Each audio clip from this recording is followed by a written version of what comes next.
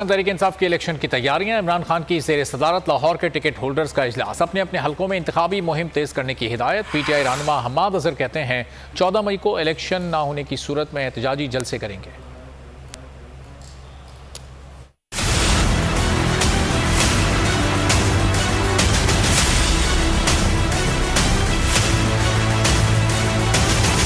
पाकिस्तान तहरीक इंसाफ की इलेक्शन की तैयारियां आखिरी मराहिल में। इमरान खान की ज़ेर सदारत लाहौर के टिकट होल्डर्स का इजलास। सुप्रीम कोर्ट के हुक्म के मुताबिक इंतखाबात मुकर्ररा वक्त पर होंगे। इजलास के शुरका को यकीन दहानी। PTI रहनुमा हम्माद अजहर कहते हैं कि 14 मई को इलेक्शन न होने की सूरत में एहतजाजी जलसे मुनक्किद करेंगे। पूरे पाकिस्तान में जलसे होंगे इंशाअल्लाह। तो इलेक्शन अगर नहीं 14 को होते तो क्या आपने नहीं देखें, लॉन्ग मार्च क्या था? अगर आइन और कानून का अमल दरामद कराने के लिए आवाम को बाहर निकलना पड़ा तो सुप्रीम कोर्ट के फैसले को और आइन और कानून को और जमहूरियत को बहाल करने के लिए फिर कौम निकलेगी बाहर। PTI इजलास की अंदरूनी कहानी बोल न्यूज को मौसूल हो गई। इजलास के शुरका से खिताब में कप्तान ने टिकट होल्डर्स को अपने हलकों में इंतखाबी मुहिम तेज करने की हिदायत कर दी। कहा डोर टू डोर कैंपेन, रैलियों और जलसों की तादाद में इजाफा किया जाए। इमरान खान ने पीर को होने वाली रैली पर इत्मीनान का इजहार किया।